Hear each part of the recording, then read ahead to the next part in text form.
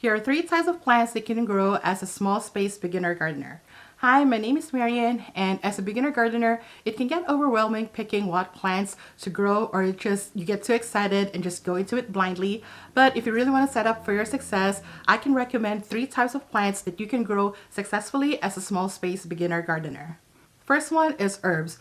Herbs is a perfect gateway beginner for growing your own food, whether you're buying them as transplants already or growing them from seeds.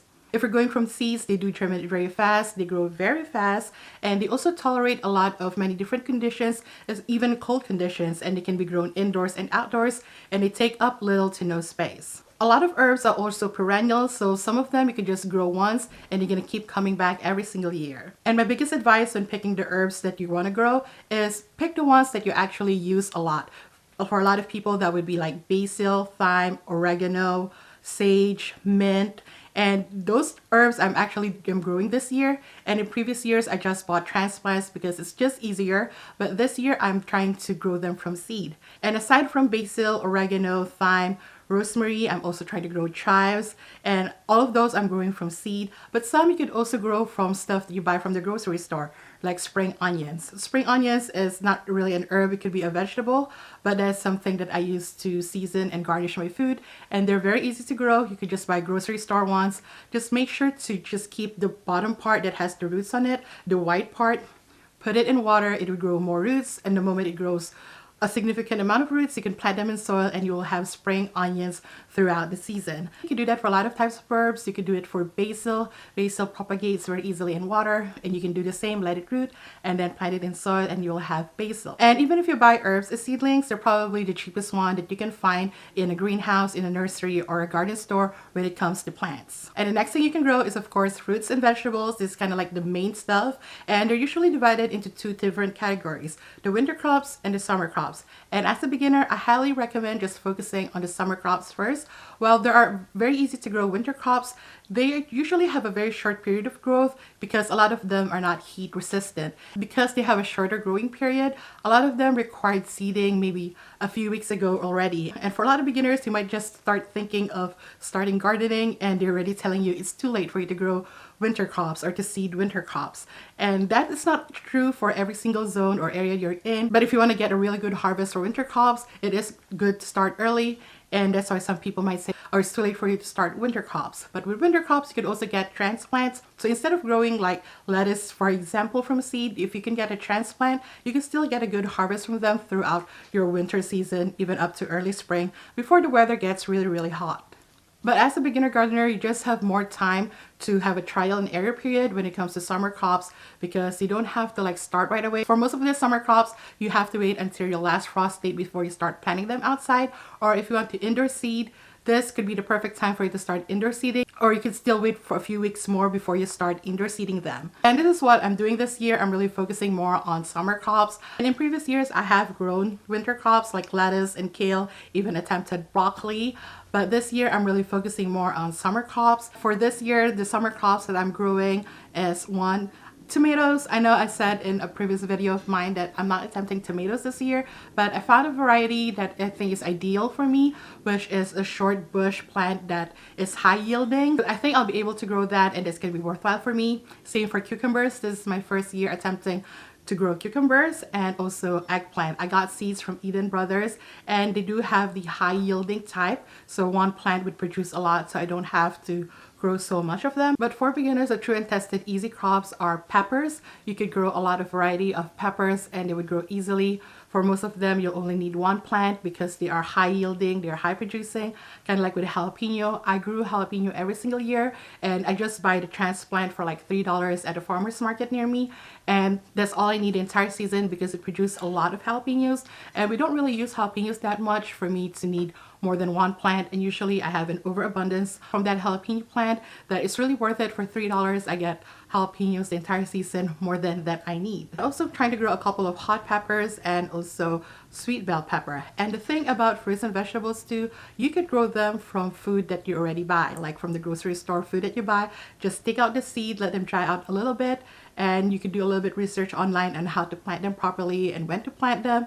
so you don't have to buy seeds separately or plants separately. You could just get it from the food that you already buy, and that is just more cost effective, and you know that these are already food that you already eat. However, if you're going to do that, you just make sure the fruit or vegetable that you buy was locally grown in the United States, because if you buy them imported, they go through a radiation and screening process at the border to get rid of like pests and insects, and usually those kind of like invalidate the seeds in them, so they won't grow in the US. So if you want to grow something that is from your grocery store, just make sure it's locally grown so that the seeds would germinate for you.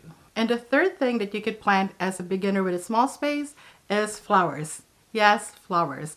And people might think it's not worth it or a little bit frivolous to be gardening or growing flowers, but I think it is very worth it because one, flowers make great pollinators. So if you're growing your vegetables, you're gonna need those pollinators, and they usually come in the form of the flowers. For example, marigold is a very good pollinator and a companion plant for tomatoes. Or if you just want flowers for decoration, instead of buying cut flowers, it's a lot cheaper and honestly a lot more gratifying to be growing your own flowers. And you can grow flowers that bloom in spring, in summer, and in fall, so you'll have flowers all season long. When it comes to growing flowers, they can come in different forms. Some of them grow from bulb, from seeds, from bare roots, or you could get a plant that's already grown and you just have to wait for it to flower. But of course, that would be the most expensive type. This year, I'm trying to grow flowers that would grow each season. So for late winter to early spring, I have planted some daffodil bulbs, which I hope they would grow. It's my first time planting daffodil bulbs in ground. And I wanted to grow tulips as well, but I feel like it's too late in the season for me to grow them. Usually bulbs like daffodils and tulips should have been planted last fall. But with the daffodils that I got, I was able to get them early enough and my ground wasn't frozen. So I was still able to plant the daffodil bulbs, which hopefully I could still get some blooms out of them, even they come out a little bit later. And the good thing about them too is they're perennials. So once I plant them, they're gonna be there and they're gonna bloom for me and bloom more flowers for me each year. And I'm also growing some flowers from seeds. First one is marigold. I chose the Cracker Jack version because this one could also be cut flowers. They're the ones that has a bigger flower bulb compared to the marigold that you probably commonly see or that is planted. And these are very easy to grow. I seeded an entire packet and almost every single one of them germinated, so I'm really excited about that. A lot of them has already shown their first true leaf and actually already ready to be transplanted into a nursery pot.